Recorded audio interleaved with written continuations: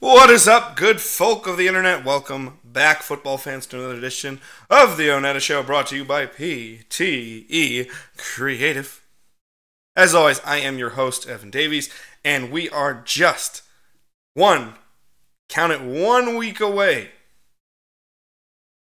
from the NFL Draft, the 2024 NFL Draft, hosted in Detroit Rock City. Now, today, instead of a traditional mock draft, I'm doing the What Would I Do mock draft, which is a very important exercise. I highly suggest if you are getting into football scouting, you want to be more informed, you want to watch the tape, you want to do mock drafts yourself, try to understand the game a little bit more, I highly suggest you actually do one of these as well. Not only does it allow you to see things from a different perspective and you put yourself in the shoes of the team that's actually there, but it allows you to understand your own bias. It allows you to understand, okay, I may love that guy, and that guy's great, but he may not have the value to go based on traditional standards, or it allows you to go, hey, I don't think that prospect's worth the value that he's being given. I'm going to go ahead and move the spot if I can. So it is a very interesting exercise to do. So that's why I'm doing the What Would I Do mock draft as promised. And then next week I'll be doing my final mock draft where I'm just going to try to guess correctly who's right, because that's all mock drafts are. They're fun little exercises to guess and have fun. From the vast majority of people who do a mock draft. Outside of the big wigs that get paid to do it, the vast majority of people who do a mock draft, you're being paid very little or you're just having fun with it, and that's what we're going to do next week. But this week it's What Would We Do draft season. Now, it is important distinction to say this when you're doing the What Would I Do mock draft. You can't just magically change the draft. The draft is not perfect to the point where everyone can do whatever they want. So you have to give yourself the ability to still make the pick and explain it. And that is where you have to go from here. So that is what we're going to do. So I'm going to go team by team. I'm going to give you the ideal scenario in my mind of what to do. And then I'm going to actually pick based off of how the mock draft works and go from there. Without further ado, let's go to mock draft, I guess, 1.5, 2.0, whatever the hell you want to call it. I don't really give a damn. But let's go. First on the board is the Chicago Bears. The Bears. This is going to, again, be super anticlimactic. What would I do is exactly what they're going to do. They're going to be taking Caleb Williams. I think Caleb Williams is a generational quarterback talent, without question. And I also believe that the Bears, even in their poor drafting history, can't fuck this one up. They're going to go take Caleb Williams. They have always been a quarterback away for my entire lifespan. I was born in 1992. The Bears have never had a quarterback, and yes, I include the Jay Cutler times during that time. They've never had a great quarterback in my entire lifespan. During my lifespan, my beloved Green Bay Packers have had 3. And yes, I'm including my boy Jordan Love. Think about that. You now have the ability, Chicago, to go take a generational talent. You go do it. And I'm going to do the exact same thing here. So I'm going to take Caleb Williams, number 1, to the Chicago Bears. Now, number 2, with the second pick in the draft, we have the Washington Commanders. There is debate amongst the draft community, amongst the media, of what they're going to do, how they're going to handle the process. They've got to get a franchise quarterback in Washington. For more than the fact that they don't have a quarterback, which is the most important, there are also business dealings to take care of. You're trying to reboot your franchise. You're trying to reinvigorate your fan base. They need a new stadium. There's a whole bunch of business reasons that you need a quarterback in Washington, but more importantly, the play on the field is what dictates success as a business and as a franchise. That's what drives money. That's what drives dollars. To do that, you need a quarterback. I'm going to go with who I think would be a number 1 pick any year if Caleb Williams does not exist in this draft. I'm going the Heisman Trophy winner himself, Jaden Daniels, quarterback out of LSU. Dual threat. He still does need development, just like every other quarterback in this draft and every other draft as well. However, I think he's more ready to go now, can do more with the dynamic playmakers that they do have in Washington, and can lead that team to some some iota of success. I think Jaden Daniels is capable of that, so that's why I'm saying Jaden Daniels at number 2. Now here's where the mock really gets interesting. Because with 2, you had the idea Jaden Daniels or Drake May. This is where you have to put into place what you think as a scout, check your bias, but also go with what you believe and find the healthy medium. So at number 3, holding the pick currently is the New England Patriots. I, however, do not have them taking the 3rd overall selection. That distinction I have going to the Minnesota Vikings. In this trade, I have New England trading the number 3 pick and the number 180 pick in the 6th round to Minnesota for the 11th pick, the 23rd pick, the 230th pick this year, and then next year's 3rd round pick. Which that is I used the theoretically most accurate draft value calculator that's available to the general public in making that trade. I believe it's the Rich Hill calculator. However, I think it would still cost an additional first because you're jumping 8 spots into the top 3 for an obvious quarterback selection if you're going to make this pick. And I believe that the quarterback tax is a real thing. So again, I would be making this trade as Minnesota, but more importantly for New England. We need to talk New England here, not Minnesota. New England is bereft of talent. Who are their really high-quality players? Name one. They don't have them. They have a lot of guys. They have a lot of B-plus talent, I guess, if you want to go that way. Hunter Henry can play. Christian Barmore can play. Onwenu can play. Duggar can play. They've signed some guys.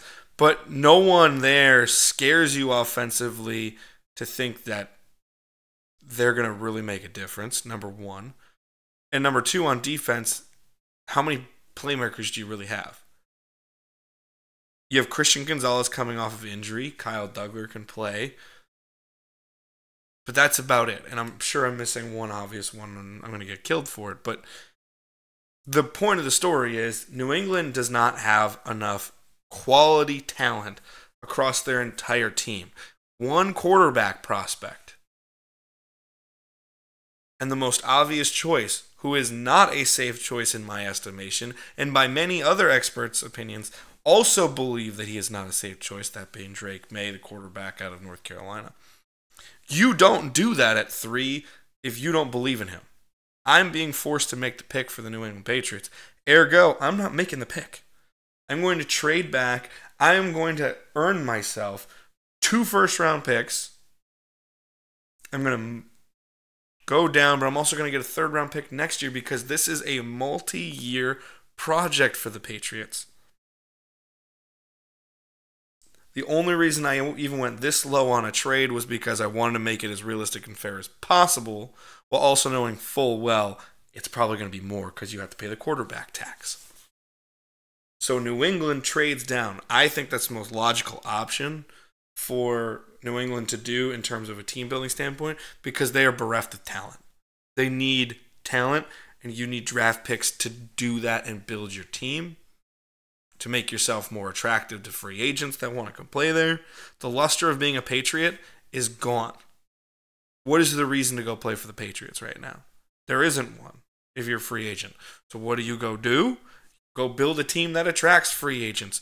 You go build a team that can get more consistent, get young, while your other division rivals are getting older, such as Miami with Teron Armstead and a few other players that are injury-prone. Miami.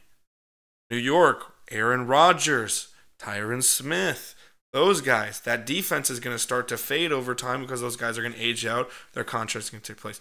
You need to get young while you can and build a foundational roster. To do that, you need more draft capital. That is why New England trades to Minnesota. So for the sake of the mock draft, I have Minnesota with the third pick selecting J.J. McCarthy, quarterback, Michigan. Now, do I value J.J. McCarthy as the third best player in this draft? No, I do not. I like J.J. McCarthy quite a bit, though. But I wouldn't say he's a third overall pick for me. I think that's a little too rich for my blood.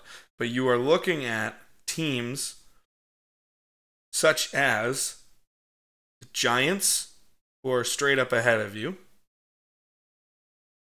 And then you are looking at two teams that logically could also trade out of the spots and go back for other teams that may try to jump you, such as Denver, such as Las Vegas. There are teams that want to get up into that upper echelon, and to do that, and to outdo that, you have to trade ahead of them if you want that quarterback. Minnesota doesn't trade for that first overall pick this early unless they're trying to make a play to get up into the top 5 or the top 3 even, which is why I had Minnesota pulling the trigger. They're going to take J.J. McCarthy. Is it overvalued for him at number 3? Of course it is. But this is quarterbacks. And you're playing the game of, can I get ahead of the guy that wants to take them? It's a game when you really ask me. But there is where we go with that one. Now we go to the 4th pick from the Patriots' original pick in Minnesota. We go to Arizona. Arizona is a logical trade-down candidate, but not a huge trade-down candidate. What do the Cardinals truly have? They have a quarterback. They have a tackle. They have a safety. That's it. Again, they're like the Patriots. They're bereft of talent. Now, they have guys on the come-up, but if you look at their wide receiver room, it is brutal, dude. Brutal. Who does Kyler Murray have to throw the ball to outside of Trey McBride? And all due respect to Trey McBride. He showed himself to be a good player last year. He's not some crazy difference maker. He's a good player. He's a good rotational piece. He's a good piece to have as a part of your attack. But he's not your number 1 threat. You need a number 1 threat. Ergo, you go get the best receiver in this draft, and that is Marvin Harrison Jr., wide receiver out of Ohio State. A generational wide receiver talent, in my opinion. They may say trade down here. I think the ideal is take the guy that you know is going to succeed at the NFL level. If you told me who is the safest wide receiver in this entire draft, it's without question Marvin Harrison Jr. He is built for the NFL. I think he's built to go play in Arizona, continue that wide receiver lineage that was started by Larry Fitzgerald and Anquan Bolden. Go control that. Go do that out in Arizona. So I think they got to go Marvin Harrison Jr. Now we go to 5 in the LA Chargers, and this is a bit tough. The Chargers clearly want to trade down. And it's because of this. Their needs don't necessarily fit the pick. A lot of people are going to say they need wide receiver. I agree with that assessment. Malik Neighbors is on the board. Rome Odunze is on the board. But do those players put you in the place to succeed the way you are trying to design your team? That's the question. I don't think Jim Harbaugh wants to do that. I think Jim Harbaugh wants to go build a great offensive line and destroy people. And I think his more type might be surprising to people. They already have Rashawn Slater, who's going to play a great left tackle. Why do you want him to switch when you already know he's great there to protect your jewel of your franchise, which is Justin Herbert? I think they take Talisi Fuaga. There's always some surprises that we're not ready for. Joe Alt, I think, is, by most opinions, the safest pick of the tackles. He's certainly, in my opinion, 1A and 1B with Olu Fashanu. I have him as the 1B because I think Fashanu is a little bit higher ceiling, but I think Joe Alt is overall a better player right now and a much safer pick. But I think Fuaga really fits what the Chargers already have and what they want to do. And although it's a little rich, again, it's about getting the player as best you possibly can. So I have the Chargers going to Talisi Fuaga. I think ideal situation, they get to trade down because there's a quarterback available. And Minnesota needs to get up. Denver needs to get up. Las Vegas needs to get up. The Giants even trade up one spot so another team can't trade up to take that player. But in this scenario, couldn't find a trade down partner that was logical. So the Chargers stick. They go to Talisi Fuaga, offensive tackle. And he's a right tackle to complement Rashawn Slater. Now at 6, you have the New York Giants sitting there. There's a lot of discussion that they're interested in Drake May, quarterback. I look at it this way.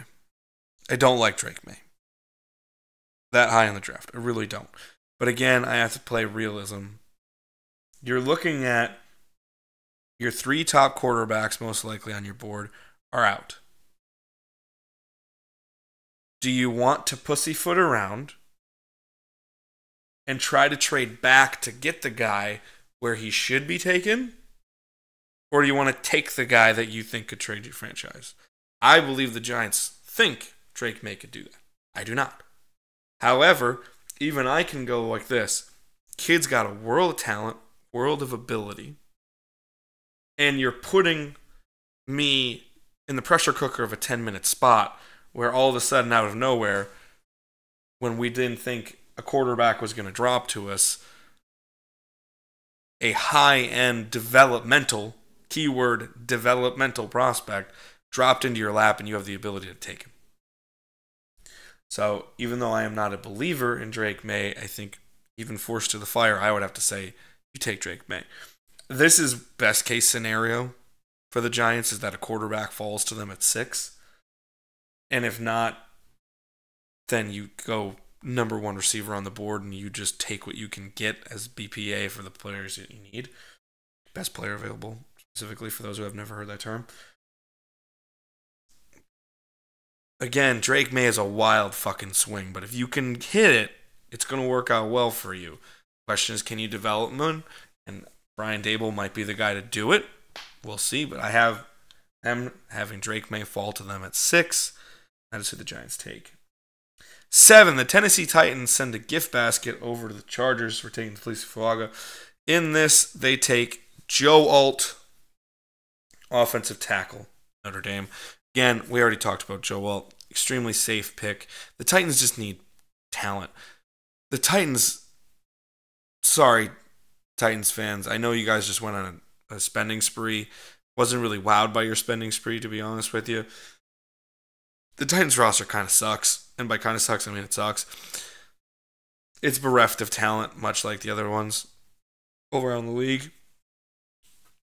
You need to just pick up talent. Because you're fucking talent poor, dude. So you go and take the best player available, and this is where you go a little bit safer, and you say, I'm taking the closest thing to a sure thing I can get. So I know I've got a franchise guy. And that is why I have the Tennessee Titans selecting Joe Alt, offensive tackle, Notre Dame.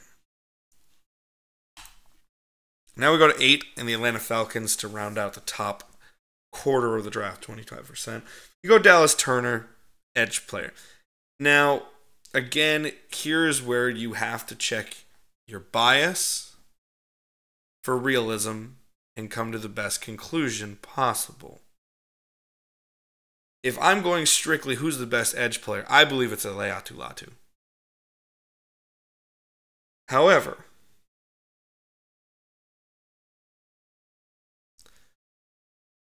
you have a top 10 pick, the wide receivers on the board, but you already spent a ton of that draft capital the last couple of years on offensive skill position players.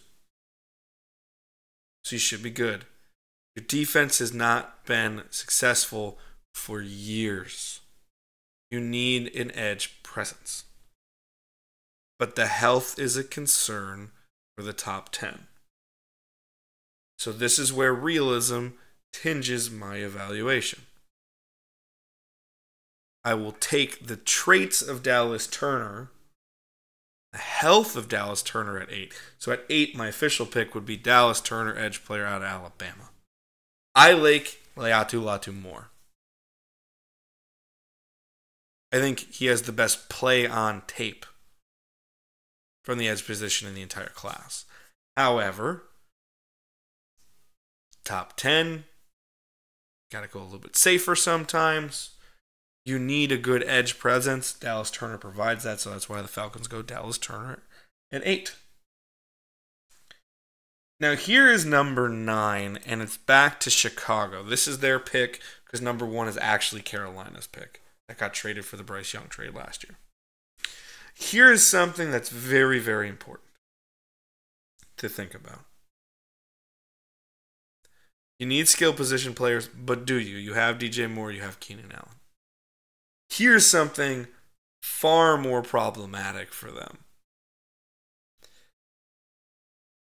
And this is what I think is ideal for the Bears.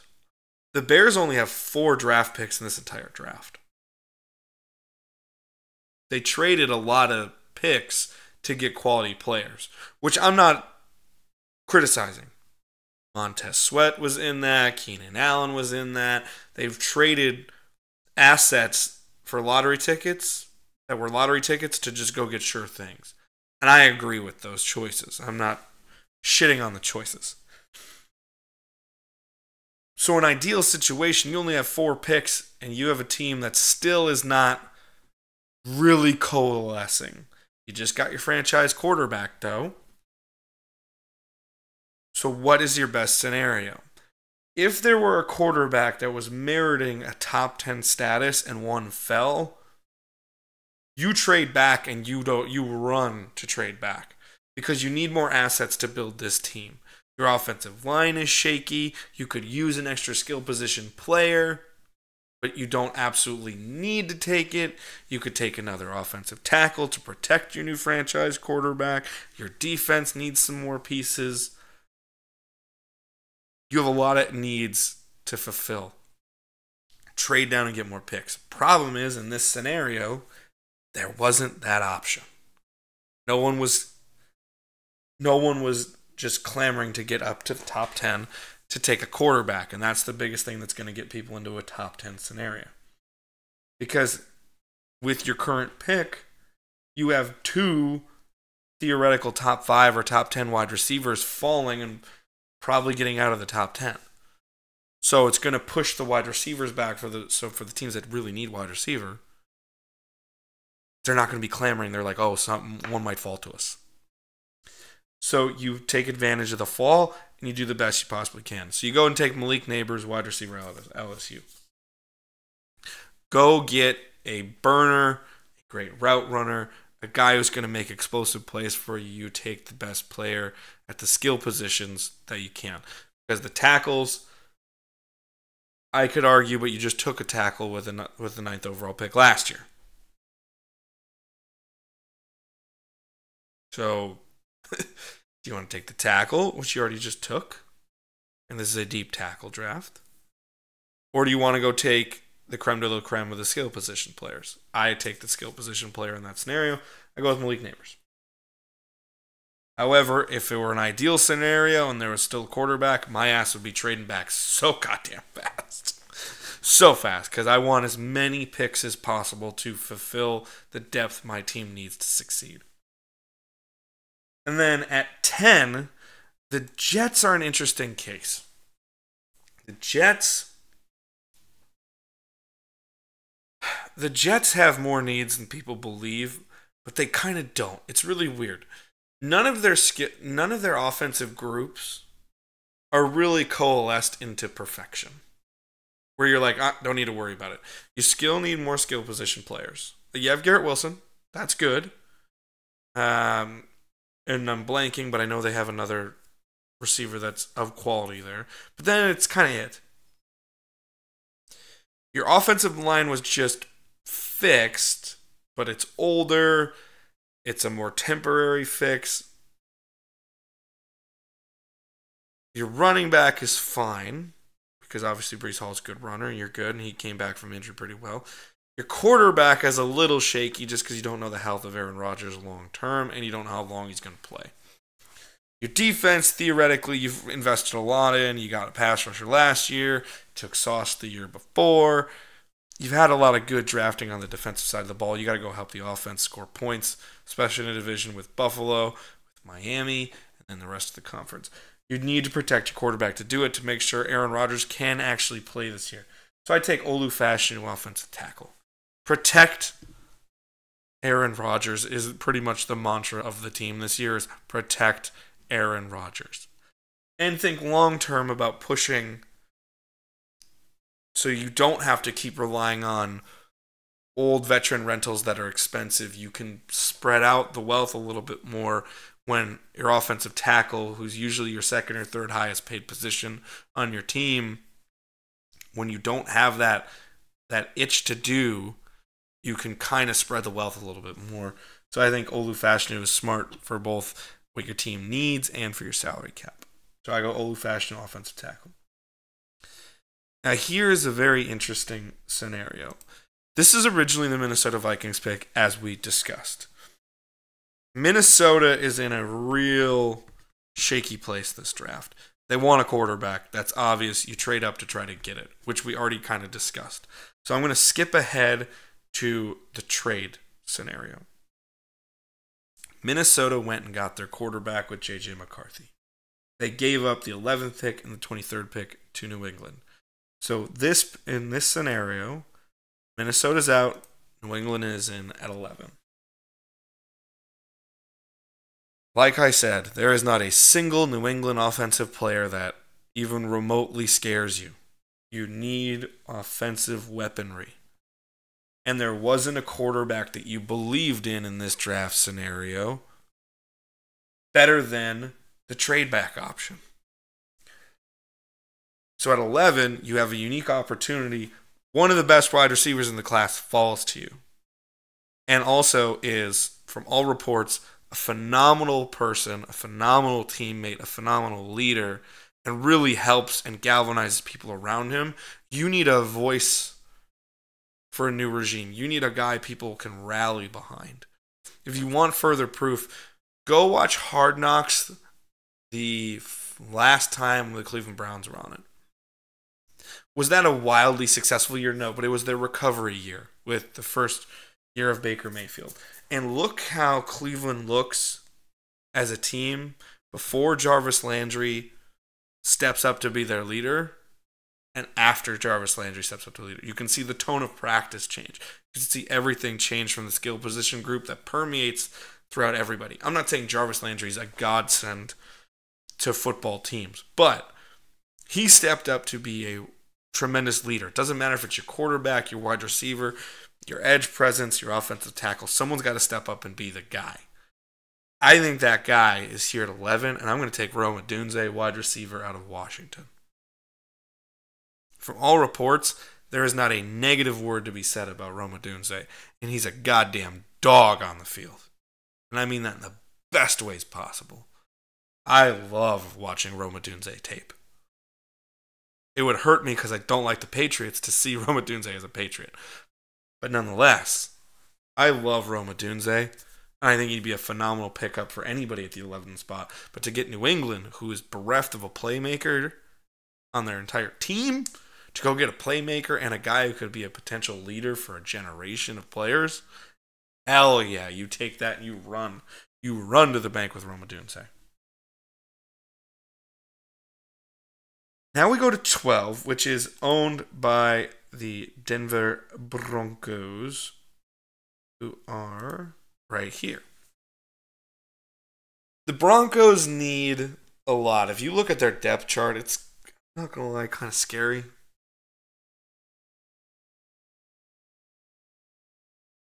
And again, I'm a huge fan of the trade back. You trade down, get more players.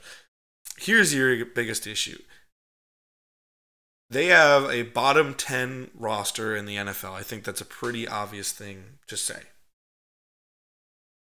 You just look at the top 10. Chicago, I would argue, probably has a better roster than Denver. The Chargers have a better roster than Denver. The Falcons have a better roster than Denver. Jets have a better roster than Denver. Like, half the top 10 has a better roster than they do. It was just great coaching on behalf of Sean Payton and injury history and other things bad trades of that nature that got those teams at the top 10 and not Denver. But Denver also is in the biggest salary cap hell possibly in NFL history with the giant, can I say fucking giant one more time? Giant hole that they put themselves in with the Russell Wilson contract, taking $60 million of dead cap money this year. It's insane. They needed to do it. You're losing 25% or 20% of your salary cap with that move. So you need to get cheap. How do you do that? You need to build a young foundation of cheap draft picks. So you need to acquire more picks. Denver has more picks than people believe because of the trades that they've made. But Denver, in this scenario, is going to trade down because of that. Even though they have a lot of needs, they're going to trade down to acquire more picks. That's what they need to do. So in this scenario, I have them trading back 2 slots with the New Orleans Saints. The New Orleans Saints trade pick 14, then 150, which I believe is a 5th rounder, over for the 12th pick. You may say, what's a 5th rounder going to do? The 5th rounder can turn into a lot of things, but it gives you another inexpensive option to try to get your team players. This is a deep draft. So there's going to be guys that are good that normally would go in the 2nd or 3rd that fall into the 5th. This is a really good draft class. So take advantage of it. Even if it's just 2 picks. Take advantage of the fact that, oh no, you're only going back 2 picks. Big deal. And you take another pick ahead of it and give yourself more time and ability to react to the board.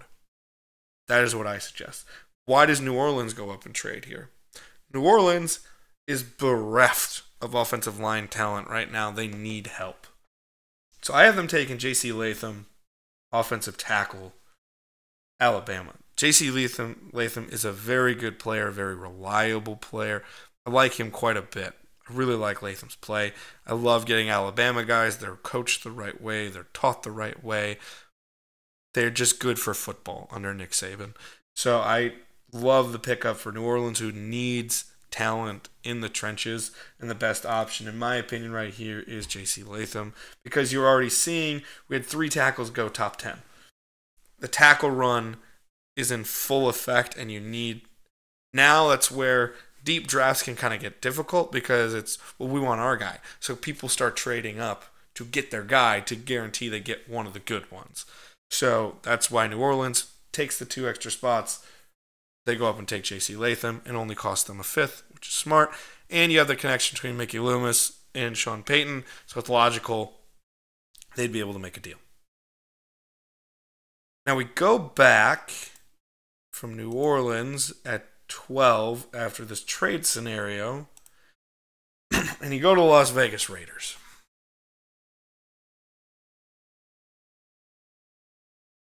The Raiders, they have talent,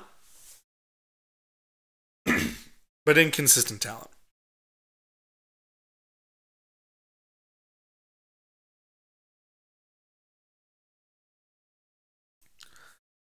You have bright spots with Max Crosby, Devontae Adams, now with Christian Wilkins, and a few other players on the team. But you don't have a lot of consistency anywhere. Teams like that generally are picking in the low teens because they don't have a lot of good, consistent groupings of players or position groups. I find that to be something that I look at when I evaluate talent and look at teams in the teens. It's something I always notice as a trend. You just straight up need talent. You need talent. I think they should address the corner spot here because it's the best value and it matches need as well.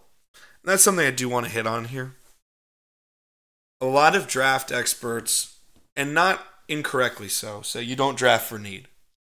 But that is inherently an inaccurate statement from the standpoint of baseline verbiage. You always draft for need. Always. Unless you're a team that's just fit and getting for best value. And when I say that, you don't just say, oh, well, he's a corner and we need a corner, we take one. No. You're finding things that fit your team. But inherently, you're trying to fill the needs that you have on your team. Which is why I've always hated the statement, you don't draft for need. You don't draft for need with respect to value. You're looking for value. Half the draft is managing draft capital and value of players versus where they're going to get picked. We already saw in this earlier draft, J.J. McCarthy, arguably overdrafted. I'd agree with that in this scenario. Talisa Fuaga, a little bit overdrafted. But it matched the team's need that they were comfortable making the move for, so you do it. But you don't take a fourth-round quarterback in the first round because, well, we need a quarterback. Because if there's not one there, you don't do it. But you are inherently always drafting for need in some way, shape, or form. So the added context is something I've always felt the need to talk about because that statement of just straight verbiage is fucking stupid. You're always drafting for need with respect to value is the thing that's the caveat that needs to be added.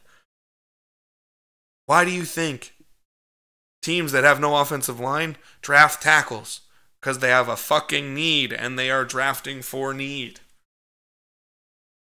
Why do you think teams that can't throw the ball and don't have a quarterback pick a goddamn quarterback? I'll tell you why. Because they have a fucking need at quarterback. It's not that difficult to understand. It's just important to manage value versus need. Marry the two for the best scenario. In this scenario with the Raiders, you're looking at value, need. Where do they meet? I think that meets at the corner position. I go Terrion Arnold, cornerback, Alabama. I really like Terrion Arnold's game. He's got a little bit of that ball hawk to him. By ball hawk, I mean he's got a nose for the ball. He's always around the ball. Vegas means more playmakers on their defensive side. Their defensive side playmakers, now they have two. They had one. They need two. They need more than two. I think Terrion Arnold could be that for them. Christian Wilkins and Max Crosby, that helps them a lot. But overall, I think Terrion Arnold would be a great selection here for the Vegas Raiders. Now we go to 14. This is a pick that, again, originally owned by the New Orleans Saints. We talked about their offensive line sucks. They need help. But they traded that over to Denver. What does Denver do? Like I said, they need picks. They need help across their entire roster. But you still have a lot of quality players here. You don't want to trade down forever. What do? I trade back again. Because again, you need picks. You need players. You need to go there. And you're not making giant moves here. So, in this scenario, I have them trading back a second time. And the Denver Broncos trade back with the Jacksonville Jaguars. So I have it. Denver trades 14, which is originally New Orleans, for 17, 114, and 236. 114, fourth round pick. It's a nice extra selection. But on top of that, you also get that seventh rounder to just add a little extra value to the pot. And you only go down 3 spots. 3 spots isn't going to kill you when you're a team who just needs anything. Like Denver. Outside of a few things. But why does Jacksonville make the move? Jacksonville, again, sees the offensive tackle run. And now we're starting to get to where there's really only one guy that belongs in this class that's a pure offensive tackle that belongs in this higher end first round conversation with realism. And that's Amarius Mims, offensive tackle, Georgia. I like Mims. I believe I have him outside my top 25, but I'd have to double check that. But again, Your biggest issue is your quarterback. Your second biggest issue is protecting your quarterback. The Jaguars did not go to the playoffs last year, and their entire team went to shit last year because they couldn't protect their quarterback. Plain and simple. Why'd they miss the playoffs last year? Because they couldn't protect their goddamn quarterback. A lot of people are going to rush and say, no, they need a wide receiver. They lost Calvin Ridley. They don't have any wide receivers. I'm not saying their wide receiver talent's great as a group. But what's a more pressing need? Your franchise quarterback that you thought was a generational talent that you want to have on your team for 10 to 15 years? Or go get another guy that can catch the ball from him if he's healthy. My opinion, it's abundantly goddamn clear. You go take the tackle. So you trade up, you get in front of teams like Indianapolis or Seattle that are always kind of in that market. You have Cincinnati, you have the Rams who don't really have a great tackle, Pittsburgh even, who could use somebody. You get in front of those teams, you go guarantee you go get your guy. I like aggressive trades up if they are wise to go do that. And you give up a fourth, really, to go move up those spots to go take your guy. I think it's well worth it. That is why with the 14th pick, the Jacksonville Jaguars selected Amari Smith. Protect Trevor Lawrence. The whole goddamn point. And then Denver gets, in 2 trade downs, they've accrued 4th, a 5th, and a 7th. That's 3 more swings at young players that can go help your team.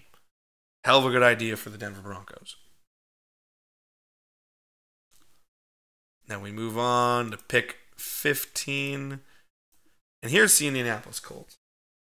The Indianapolis Colts are a difficult one because their biggest, I guess, need would be corner. But there's a guy who's just slipped down that could really help your team out. Help you offensive line blocking, but also help as a pass catcher. He's my number 3 overall pick. Or number overall player. It's Brock Bowers, tight end out of Georgia. Brock Bowers is a badass. But the thing about Bowers is he's at a position that's not going to be highly valued in a draft with high value position groups that are deep. He's going to get pushed down a lot, I believe. I think his first logical place to land is the Jets at 10. But that's a big if. I'm not going to lie, I could see Brock Bowers falling into the mid-20s simply due to positional value and need. Not because Brock Bowers sucks, just positional value. But here I have Indianapolis taking that. Again, Indianapolis is one of those teams that they have some sneaky needs. But they're not, like, bereft. So go help your young quarterback out as much as possible. Get him a smart tight end that can block, that can make plays on the outside as a pass catcher, make contested catches, yards after the catch. Help your goddamn quarterback out. Go get Brock Bowers. That's what I got here. Then it's 16. We have the Seattle Seahawks, and they complete the first half of the draft. Here you have Mike McDonald, defensive coordinator, former Baltimore Ravens defensive coordinator, now as your head coach. If you look at Seattle's roster, the back half of their defense is their strength, the front half of their defense is the concern. Their offense is pretty good. They could use a little additional help on the offensive line. But again, you just lost probably the best tackle prospect, which would be the most logical conclusion to take if you were the Seattle Seahawks on offense in the first round with this pick. So go address your bigger needs on the defense. Help your head coach go do what he does best, which is coach defense. I have them taking, finally, Laiatu Latu out of UCLA, the edge player. I think Latu's the best edge player in this class on tape. I don't think it's much close when it comes to tape. And this is a healthy spot for Latu to fall with his health concerns while still being reasonable to the player that he is. And I think Latu would just fucking cook well in Seattle. And that's why I have them taking Latu. Now here we go. Jacksonville is the original owner of the 17th pick, which is why you're seeing it on screen if you're watching. If you're listening, you don't see shit, and that's obvious because you're just listening. Jacksonville has then traded to Denver.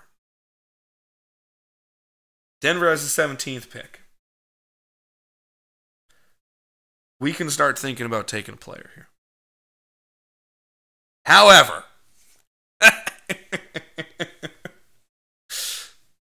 Denver Broncos fans, if you're watching or listening, you're probably going to hate me for this.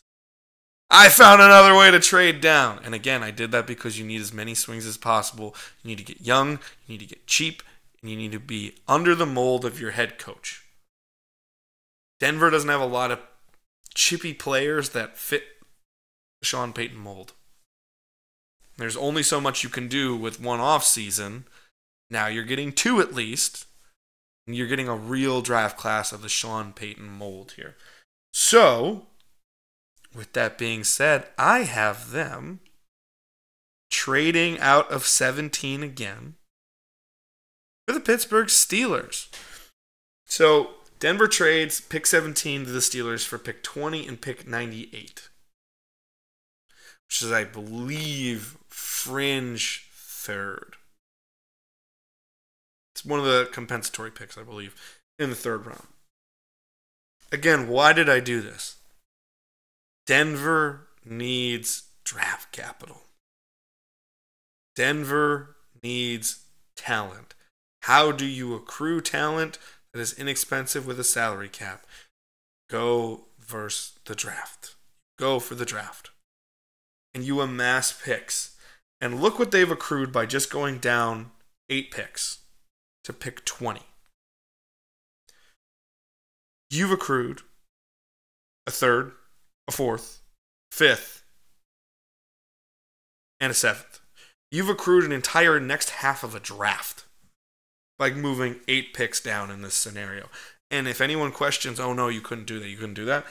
Like I did early on with the Minnesota-New England trade, I went strictly by the most accurate or theorized accurate draft selection calculator that is available to the general public. This is not unreasonable to think that they could do this. So I have them picking up more draft capital and trading to the Steelers here. So the Steelers take 17, Denver takes 20. With that 17th pick, I have Pittsburgh Steelers taking Jackson Powers-Johnson, interior offensive lineman out of Oregon. Here's the big thing. One, the Steelers almost never trade up, which I understand. They're a trade down team. But they did trade up 2 spots last year. I think we're seeing times changing from Pittsburgh. We need to start believing Pittsburgh can be something different than they've always been. But they want to go back to their modus operandi, which is they dominate the line of scrimmage. They beat the shit out of people like the Pittsburgh Steelers are known to do. Mike Tomlin wants to beat the shit out of you. That's what he does as a coach. How do you do that? You go get a guy that will just maul you across the interior offensive line and help you do that. Your defense is fine. Could you add to it? Sure. But you don't need a defensive player, which is where the strengths are coming in value-wise. We already saw the offensive tackle market explode early. The run happened early in this draft. So you got to go get who you think is the best pick. Trade up. Cincinnati needs offensive line help. The Rams can always use offensive line help. Miami, who's right behind you, needs offensive line help. It'd be logical for them to try to trade up a couple spots to go get a guy. Philadelphia just lost their center. They may want to trade up to go get somebody. New England, they just got a bunch of draft capital. Why wouldn't they use some of it to go trade up for a guy if they needed to? They're at 23 now. Maybe they go up. So Pittsburgh just thinks, let's just get the hell away. Let's get our guy. So they go get a mauler and Jackson Powers-Johnson, who can really fit that mauler Pittsburgh Steeler mold. I think it's a great fit over in Pittsburgh for the young guy out of Oregon. Now from 17, which originally from the Jacksonville Jaguars, we go to the Cincinnati Bengals. Bengals are going to Bengal. They've wildly trained their front office wildly different, or to be wildly different than they normally been. But in the end, the Bengals still do very Bengals-ish stuff. They should be thinking about getting younger and better on the defense, but they think offensively now with Joe Burrow, which is a good thing in the modern NFL. You have T. Higgins on his last year of a contract, And you have to pay Jamar Chase next year. Now, the Bengals might try to bangle it and say, you're going to play on that. You're going to play through your contract, and we're going to reward you at the end. Be a mistake. But they could do that with Jamar Chase. But again, the Bengals are not a super lucrative team. They've gotten better, obviously, with the advent of their success the last couple of years. But they're still not like a huge bank of money team. They're not the Dallas Cowboys that's just printing fucking money. They can't pay 2 receivers and the rest of the team. Oh, and Joe Burrow at the same time. So they're going to go 1-for-1 replacement. They need a big playmaker to eventually replace T. Higgins, and you don't have Tyler Boyd anymore as your third. And Tyler Boyd, for all intents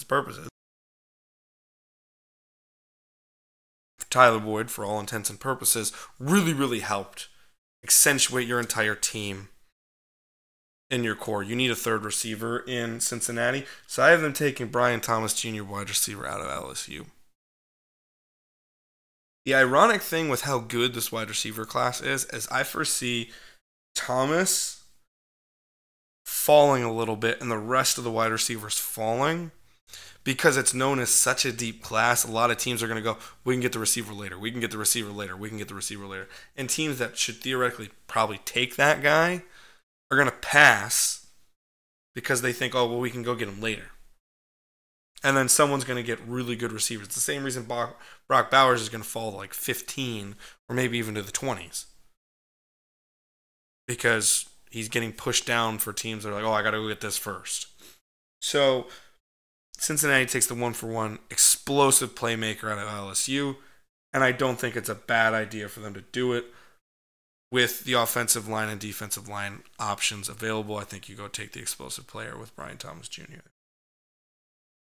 And then at 19, we're in playoff contention modes here. We're the LA Rams. This is going to be super boring. The Rams need to fill the biggest hole that just left in their retirement. It's Aaron Donald. You're going to go get Byron Murphy, the second defensive tackle out of Texas. Byron Murphy, he's a great player. He's a great player out of Texas. I really like Byron Murphy. You could go other ways, and I would understand them. However, there's not a real big thing that the Rams need to go get outside of help their defense.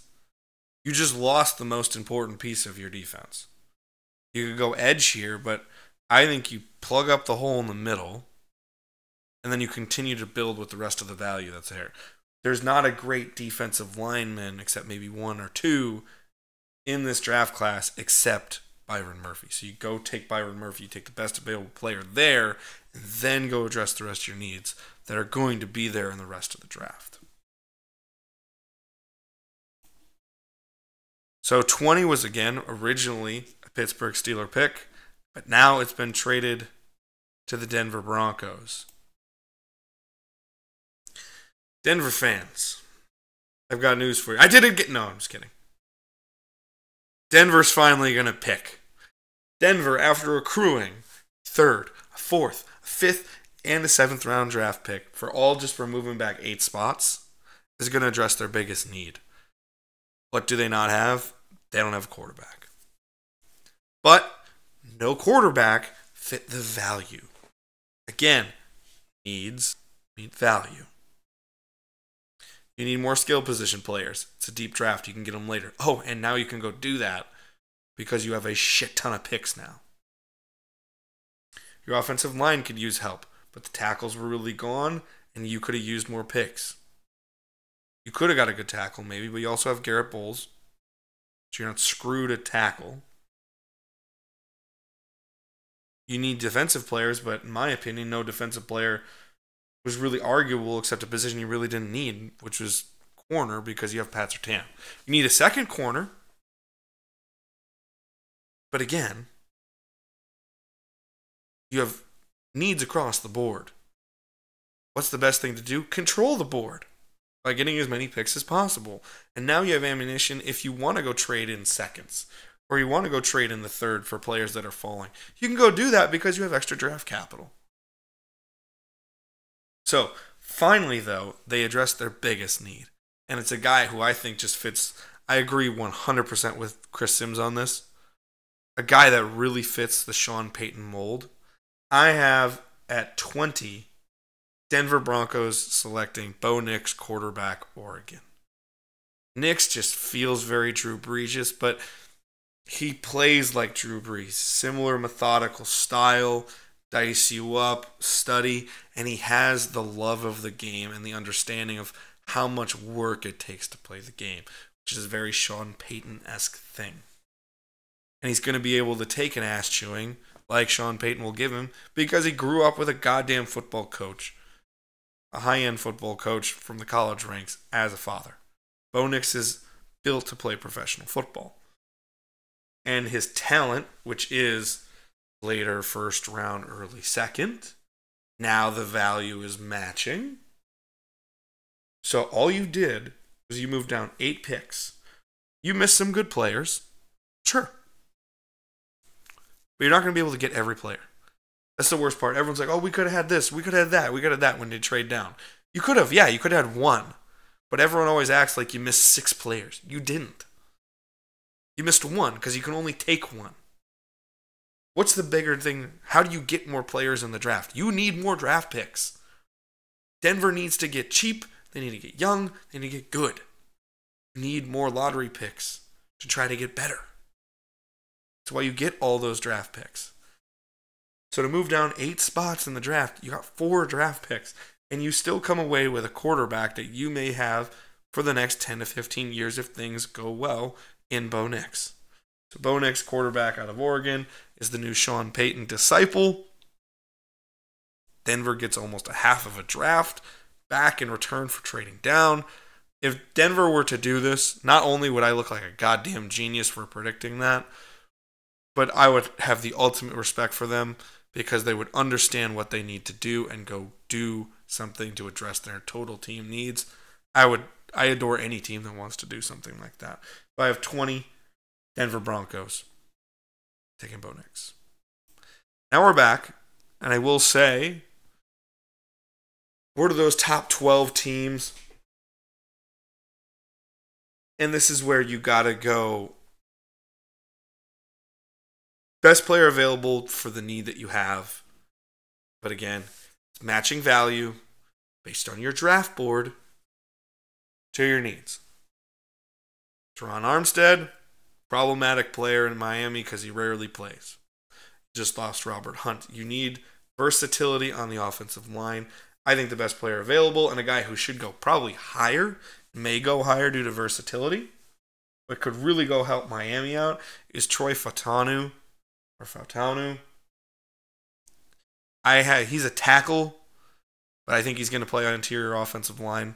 So I have Troy Fautanu, interior offensive line, Washington. He's a good, versatile player, likes to go hit people, likes to attack, but he has versatility playing different ways, and he has more of a size of a guard than he does a tackle. But a very athletic player and could really help in that zone blocking scheme that Miami has that matches the Kyle Shanahan style system. Their running attack is their best threat, and that's how their passing attack is so good because the running threat's so good in Miami. So you need to keep that up. You need to keep knowing that you can outscore people. That's how Miami wins. They don't win through defense. They go in point shootouts as much as possible. So you go do that by getting versatile players across the offensive line. And Troy Fautanu, interior offensive line in Washington. Now we go to the Philadelphia Eagles. But I think the team I hate the most in the NFL. Fuck the Eagles. And yes, I say that as someone who's currently living in Philadelphia. But I don't like the city either. But I'm moving, so it's fine. But as much as I may not like them, the Eagles as a franchise know what the fuck they're doing. You can't say Howie Roseman and company do not know what they're doing. They may have a fool of a coach, in my opinion, but they know how to build a roster for the most part. How do they do that? They trade up for great players, or they trade for great values, or they play the board and see what's working. They sneak in the usual consensus #1 corner in Quinyon Mitchell. I think Quinyon Mitchell will go ahead of this in the draft. However, this is what Philly does. They watch and manipulate draft boards better than almost any team, and they get players that somehow should never fall to them. They do, because they know what the fuck they're doing. And would it shock me if at 22, Quinyon Mitchell, who some people think belongs in the top 10, falls to them? Would that shock me? Absolutely not. And what do they need? Corner help, because their corners and their safeties suck. They need to get better on the defensive side of the ball, especially in the back 7. You got to go get yourself a corner that really works for you. Quinyon Mitchell does that, and this is exactly what Philly does, and that's why Philly's always a competitive team on a consistent basis, because they have a great front office that knows how to build a team. Doesn't matter if you like them or not, it's the truth. But again, fuck the Eagles. 23. Again, originally Minnesota Viking pick. However, they went and got their quarterback. They're happy. They got J.J. McCarthy. That's the future of their team, in their opinion. And they do have Sam Darnold there to give McCarthy a little bit of breathing room to grow. This is now known in this scenario by New England. Interesting about New England. Everyone thinks, oh, like 3. How often are you going to pick a 3? You need a quarterback. But they don't have a quarterback they really believe in as a 3rd pick. Minnesota did in this scenario. There's a quarterback out there at 23 that I think they could take. Pairs really well with your number 11 pick. They just succeeded a lot together. I really didn't even try to make this happen. I just went, holy shit, that would work really well. 23, after getting more draft capital to help a team bereft of talent, you go get a cannon-armed kid, Washington. You get Michael Penix Jr., quarterback, Washington. Now, a lot of consensus has Michael Penix falling out of round 1 into round 2. I think that is reasonable if it happens. However, I think it'd be really wise for a team to trade back up into round 1 to get him if they believe in him, because of the salary cap implications, the 5th-year option. And I just think he's a quality quarterback prospect that can play at the NFL level. New England needs talent, but they need a quarterback too. I'm not taking that away when I trade pick 3 for pick 11 and 23. But the reason I do that is because they're bereft of talent. They need talent. You know what scares the shit out of teams? Deep threats, like Roma Dunze from Michael Penix Jr. could be. I didn't even try to just pair them up, but it just worked really well for their needs and what they need, what they have to do to make their team better. So, fuck it. Put the Huskies back together. Run that bitch up in New England. So I got him taking Michael Penix Jr., quarterback, Washington. Now we leave New England's 23rd pick, which is originally from Minnesota, and we go to the Dallas Cowboys. And it's fair, you can always hate the Cowboys too. Cowboys have an interesting conundrum here. They have corners available on the board. They need corners. They need interior offensive line help, but the 2 best interior offensive linemen are gone. They're, quote, all in this year. Which is total bullshit, by the way. Because they're not. But they're all in this year. You want to make a flash pick that's a Dallas Cowboy pick through and through? you go take Xavier Worthy out of Texas. Here's why I did this. Their receiving group is CeeDee Lamb and CeeDee Lamb. That's about it. Brandon Cooks is finally starting to kind of transition away from being a higher-end player. I still like Brandon Cooks, but I think he's transitioning back to back half of career kind of wide receiver. Michael Gallup really isn't working out for you. Jalen Tolbert, the 4, he's a 4th rounder. He's a good auxiliary piece, but he's not a big-time player. You need to have more threats than one. Green Bay exposed Dallas, which, love you boys for doing that, by the way.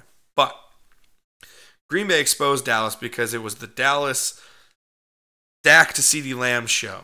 And when they couldn't just do that, Dallas was shit. Now, granted, everybody else on Dallas didn't really come to play that day either. And Jordan Love had himself a game because he's my boy. And he needed to continue the tradition of Green Bay quarterbacks. But nonetheless, you need more threats than just one on an offense. Why don't you go get the fastest player in the draft? Take the top off and allow CeeDee Lamb to do what he does really well, which is intermediate routes and yak. That's what makes CeeDee Lamb great. Contested catch situations, intermediate routes, yak. Go get that from CeeDee Lamb.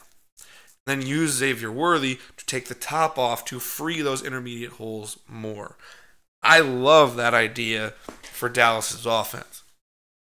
It's a smart play. So you just overload on your offensive pieces as much as possible. You take Xavier Worthy, wide receiver, out of Texas. Now we go to my beloved team, a team that I am a, quote, owner of. Yes, I said that in quotations, because again, I'm honest. We're talking about the Green Bay Packers, the greatest franchise in NFL history, mind you. Love you, boys. The Packers are in an interesting spot. There's not a true need for this team as traditional draft standpoints have. Their offensive line is solid. They need some help with more players of development. But the offensive tackle spot is being filled for the most part by Elgton Jenkins, Zach Tom, and it did well. David Bakhtiari not being there, you think, oh, they need to take a left tackle. In my opinion, there's not really a tackle here that's really there. Others would argue Tyler Guyton. I don't have an issue with Tyler Guyton in this pick. But I think if you want to look at what Green Bay's actually weakest at right now, it's the back 7 of the defense. They let Devondre Campbell go on linebacker, but there's not a true linebacker worth value here. They have corners in Jair Alexander, and then they re-signed Carrington Valentine and Keyshawn Nixon. Valentine held up pretty well last year, but it's not like he's a game changer at corner. But you lost all your safeties. You signed Xavier McKinney, that's great. But you still need more help on the defensive back side. Go get a player that has a lot of versatility in the back. I think that's Iowa's Cooper DeJean. He's going to be listed as a corner. He could probably play corner. However, there's a lot of people that believe he's going to turn into nickel and safety, which I have no issue with. Because Green Bay theoretically needs all of them. Because it also frees up Keyshawn Nixon to do more return game stuff, and he's fresh. And if you want to keep him fresh for kickoff returns and use him more as a nickel, you can put DeJean in as your punt returner. So you have a lot of versatility there, and that's what I like about Cooper DeJean, because you already have your number 1 corner. You don't really need to go get another number 1 corner. You need to go help your secondary as best as possible with the best utility player there is, and I think that's going to be Cooper DeJean, the corner out of Iowa. Now to 26 in the Tampa Bay Buccaneers. Ho, ho, ho, we're the Buccaneers. And a ridiculous fight song from the 70s. Tampa Bay Buccaneers, what are they lacking? They're lacking offensive line, edge, and corner. I have them taking Kool-Aid McKinstry, filling that role for them. Cornerback out of Alabama. This is a good team in Tampa, but they have some holes they need to address. When I looked at their needs, I thought their back seven, again, needs some reloading, needs some retooling. You just lost Carlton Davis. Helps a lot to go get quality defensive backs to help you out, and I think Kool-Aid McKinstry can go do that for you. So that's why Tampa is doing that. At 27, you had Arizona. Like I said before, Arizona's bereft of talent. I thought real hard here because there's a player I absolutely adore on the board still of doubling down and going wide receiver again and just saying wide receiver ain't going to be a goddamn problem this year, which I absolutely adore when teams do that. I always look back at the 1981 draft class of Bill Walsh and the 49ers. They had no defensive backs, so they just said, fuck it. We're taking all defensive backs, and we're just going to say, not a problem. And it fixed their entire defense. And then that was the first 49er team to win a Super Bowl. I'm not saying it was all defensive backs. But Ronnie Lott certainly fucking helped. Everyone else helped a lot. But that team was really smart and addressed their needs. I wanted to do that very, very hard. However, Arizona holds pick 35. So you only have 8 picks until you pick again. A wise decision in a draft that's heavy with wide receivers, wait on the wide receiver for those picks. I think you double down with the second pick. Or the second round pick, I should say. But again, you need playmakers. Your defense has one playmaker. Budda Baker. How do you help Budda Baker out? You go get him a corner and free him up a little bit more to play even more chaotically for an offense. I have them taking Nate Wiggins, who has that bad motherfucker energy that I love in a defensive player. Bring some more speed to that team. I really appreciate that idea for the Ravens specifically because they are just bereft of talent. Or not the Ravens, I'm sorry, the Cardinals.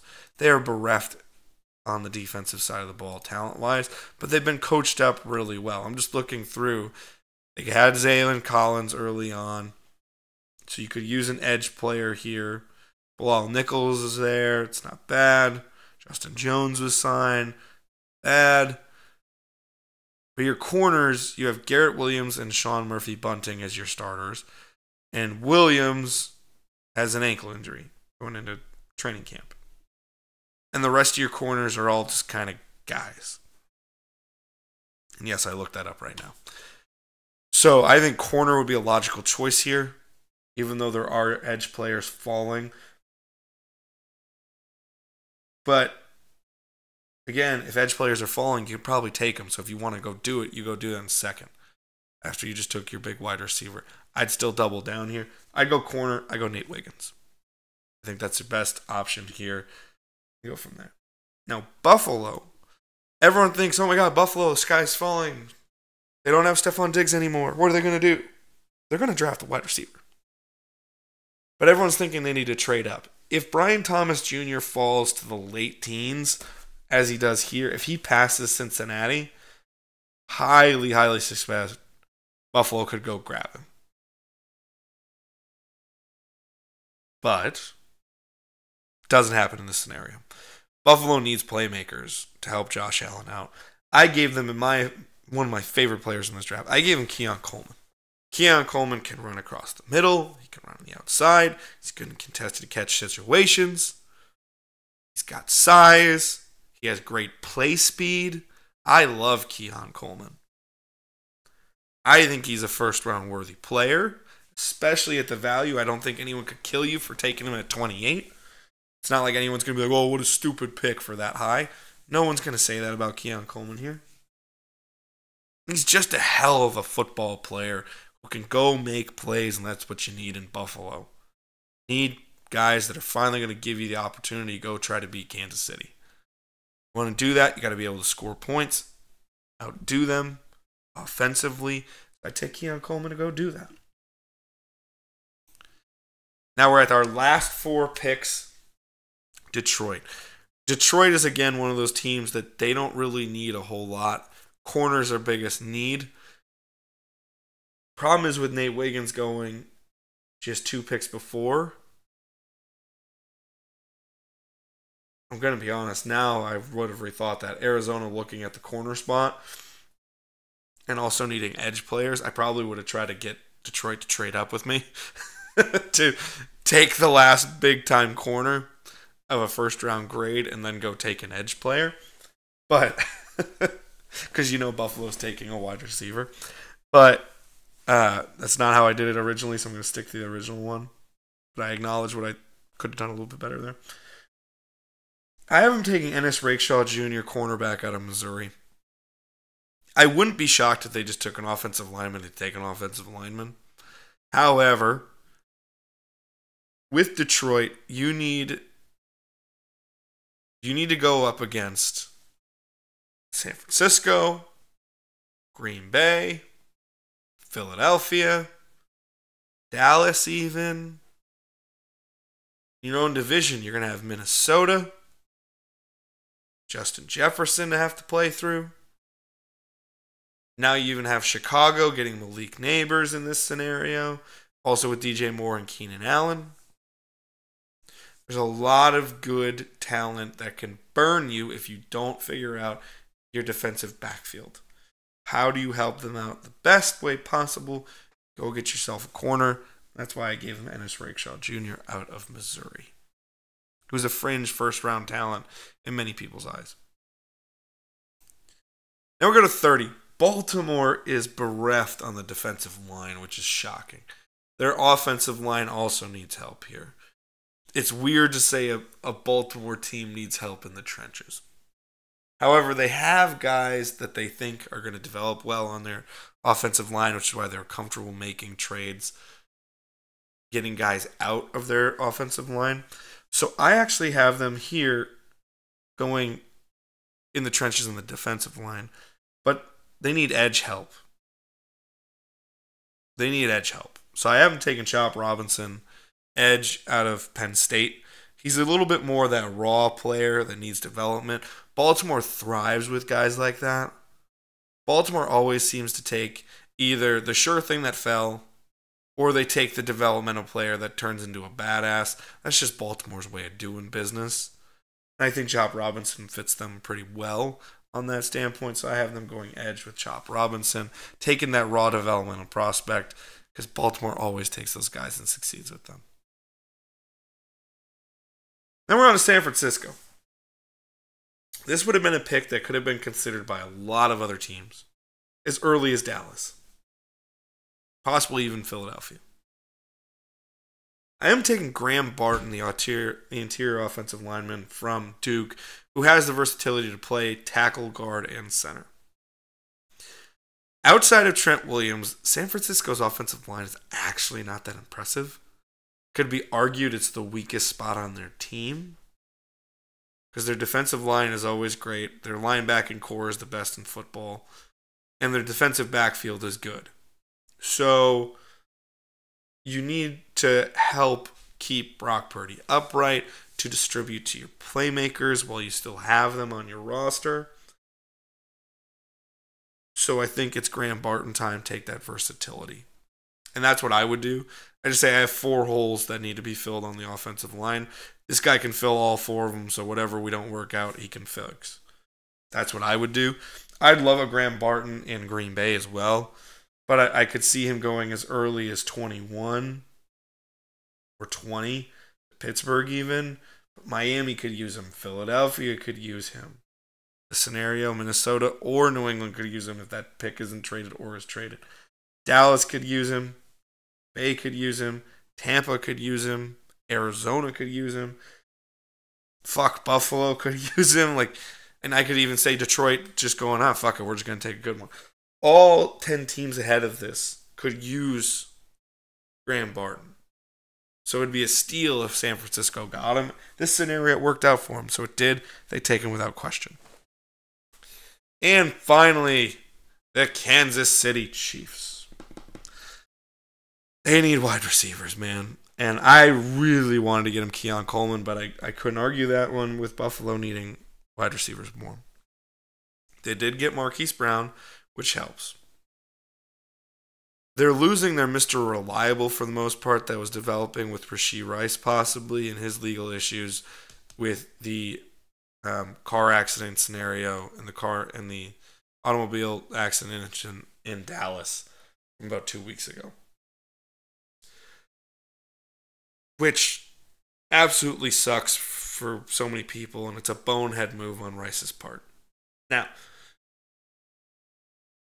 it puts Kansas City as a football team in a tough spot because they signed Marquise Brown going, okay, we've got Travis coming back, we've got Rashee Rice, now we're going to have a more reliable player over the top. Maybe we can go a little bit more all around. I think you need a Mr. Reliable here. And a guy that can turn little things into big things. But someone's really going to get those hard passes and get those well-earned yards. And I have that going to Ladd McConkey, wide receiver out of Georgia. I could see Kansas City taking Keon Coleman or Ladd McConkey and being phenomenal with either.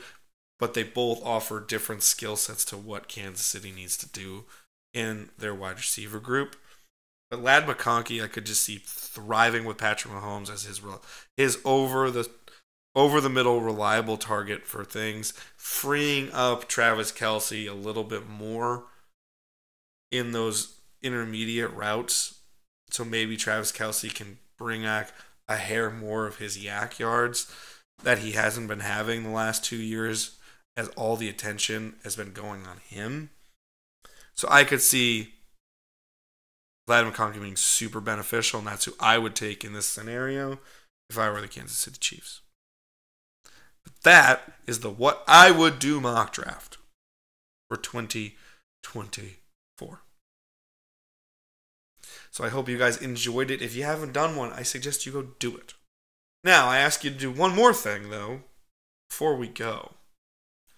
That is this. Go buy some stuff, please. Please go to ptecreative.etsy.com. Treat yourself to some fun stuff. We got football stuff. We got fiction stuff. We've got hats. We got t-shirts. We got hoodies. We got stickers. We got all kinds of stuff.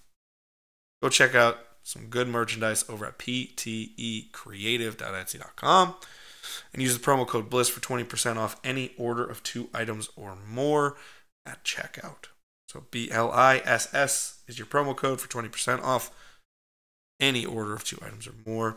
Go do that and help out the pod, help out the channel, help out the show, whatever the case may be. Go help us out. We'd really appreciate it. That is going to do it for this episode of the show. Next week, we're going to do my final mock draft, and that's going to take place on Tuesday. So we're going to have a switch up. Tuesday is going to be the football pod. ONETA, OG ONETA show is going over to Thursday. That is one time only, theoretically. Or once annually for the draft, unless there's a preemptive thing that just needs to be talked about in the football world. So we're going to have ONETA move to Thursday. We're going to have mock draft 2.0, or the final one, whatever number the hell this one was called, who knows, is going to Tuesday's show slot instead. That is the end of the show this week. If you liked this video, or if you're listening on Spotify through audio, like it, review it, comment on it, subscribe to the YouTube channel if you're there, follow this show over on Spotify if you're over there, hit that notification bell, see where you can get yourself some stuff, and then go to the rest of our YouTube channel, go check out some other content Monday through Friday, all kinds of cool stuff. Love to have some more engagement from you over there. That is our show. Thank you so much, football fan. Love you to the moon and back, even Eagles fans, even though your team I can't stand. That's it. Peace. We out.